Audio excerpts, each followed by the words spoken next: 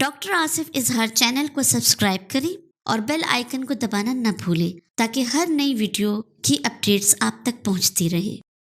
औज़ुबिल्लाहि मिनश्शैतानिर्रजीम बिस्मिल्लाहिर्रहमानिर्रहीम। मोहतरम ख़वातीन हज़रात, डॉक्टर आसिफ इजहार आपके साथ। ख़वातीन हज़रात, रमज़ानुल मुबारक की आमद है और बहुत से लोग जो हैं रमज़ानुल मुबारक में उनको रोज़े रखने में मुश्किलात का सामना करना पड़ता है, क्योंकि अक्सर लोग जो मैदे के मसाइल का शिकार होते हैं, खुसूसन जिनको फ्लैचुलेंस होती है, गैस की प्रोडक्शन ज़्यादा होती है, या उनको गैस्ट्रोइसोफेजियल रिफ्लक्स या हार्टबर्न या पेप्टिक अल्सर के जो मसाइल होते हैं, ये लोग रमज़ान में रोज़े रखने में उनको काफ़ी दिक्कत होती है। आज बात करते हैं कि क्या ऐसी चीज़ें हैं, क्या एहतियाती तदाबीर हैं जिनको आजमा के या जिनका सहारा लेके आप रमज़ान में अपने मैदे के जो मसाइल हैं, खुसूसन जो गैस प्रोडक्शन के हवाले से, ब्लॉटिंग के हवाले से और जो अब पेट फूल जाता है उसके हवाले से जो मसाइल हैं, कौन सी ऐसी टिप्स हैं कि उनका सहारा लेकर आप इन मसाइल से छुटकारा पा सकते हैं। सबसे पहले बात आ जाती है आपके स्लीपिंग हैबिट्स जो हैं। बहुत से लोग ऐसे होते हैं कि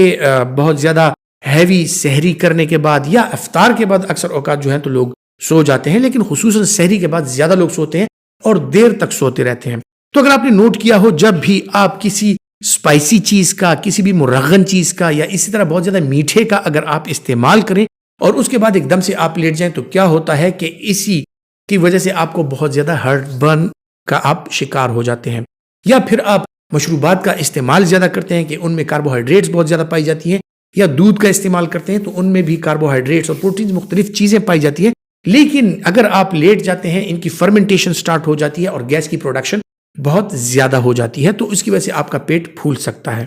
और साथ ही गैस्ट्रोइसोफेजियल रिफ्लक्स, जैसे ही आपका मैदा भरा हुआ है, आपने बहुत ज़्यादा पानी भी पी लिया है, चाय भी पी ली है, मशरूबात ले ली हैं और स्पाइसी चीज़ें अगर आपने खा ली हैं, प्रोटीन डाइट ज़्यादा ले ली है, मिर्च मसालों वाली चीज़ें ज़्यादा ले ली हैं सहरी के वक्त खुसूसन, और फिर आप लेट जाते हैं, तो उसके बाद आपको शदीद किस्म का हार्ट बर्न होता है और आप सीने में जलन का शिकार हो जाते हैं।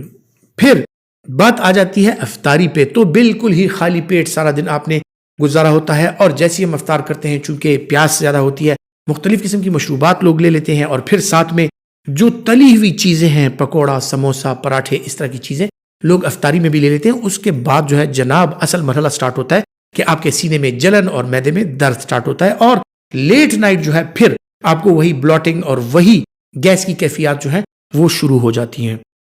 इसको रोकने के लिए क्या करना है कि आपकी जो हैबिट्स हैं उनको नॉर्मल रखना है। सबसे पहले अपनी स्लीप हैबिट तयन कीजिए कि आपने किस वक्त सोना है रमज़ान में, और एक पैटर्न अपना लीजिए। ये नहीं कि किसी दिन पूरा दिन सोते रहें, किसी दिन पूरी रात सोते रहें, किसी दिन पूरी रात जागते रहें। ये ऐसी चीज़ें हैं कि आपने एक रूटीन सेट करनी है और उस रूटीन सेट करने के बाद ही आपका एक नॉर्मल जो आपके प्रॉब्लम्स हैं हेल्थ के, वो सॉल्व हो सकते हैं। रमज़ान में हरगिज़ ये ना कीजिए कि आप अगर लाइट एक्सरसाइज करते हैं आप छोड़ दें। बिल्कुल लाइट एक्सरसाइज आप कीजिए, इससे आप सेहतमंद रहेंगे। रमज़ान में खुसूसन ऐसी चीज़ों का इस्तेमाल कीजिए, फल सब्जियों का इस्तेमाल ज़्यादा कीजिए ताकि लाइट सी ग़िज़ा हो और वो इफ्तार के बाद आपको हजम करने में आसानी हो। सहरी में बेशक आप सालन वगैरह ले सकते हैं, लेकिन उसमें भी जो मिर्च मसाले वाली चीज़ें होती हैं उसका इस्तेमाल कम से कम किया करें। एनर्जी के लिए आपको चाहिए कि जो सहरी के औकात हैं उनमें ऐसी मील्स का आप एहतमाम करें कि जिसमें प्रोटीन्स भी हों, कार्बोहाइड्रेट्स भी हों, इन सारी चीज़ों का आप सहारा लें, उसमें फ्लूइड्स भी हों। लेकिन कार्बोनेटेड ड्रिंक या एनर्जी ड्रिंक या प्रिजर्वेटिव मिले हुए या जो तैयार बॉटल्ड जो ड्रिंक्स होती हैं उनका आप हरगिज़ इस्तेमाल ना करें, बल्कि उनकी बजाय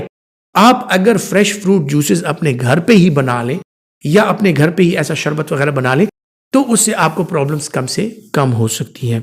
जब आप अफ्तारी करते हैं तो लाइट सी चीज़ों के साथ अफ्तारी कीजिए, फ्रूट चाट वगैरह के साथ और ऐसी चीज़ों के साथ, और लाइट सा कुछ खा के उसके बाद आप अगर नमाज वगैरह पढ़ते हैं तो आपका जो निज़ाम इंहिज़ाम है वो स्टार्ट हो जाता है, हाजमे का सिस्टम शुरू हो जाता है। नमाज के बाद आके अगर आप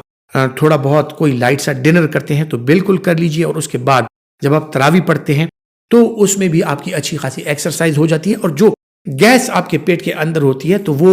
जो तरावी है, नमाज में उठना, बैठना, झुकना, सजदा करना, उसमें वो रीडिस्ट्रीब्यूट हो जाती है और डकार के ज़रिए आप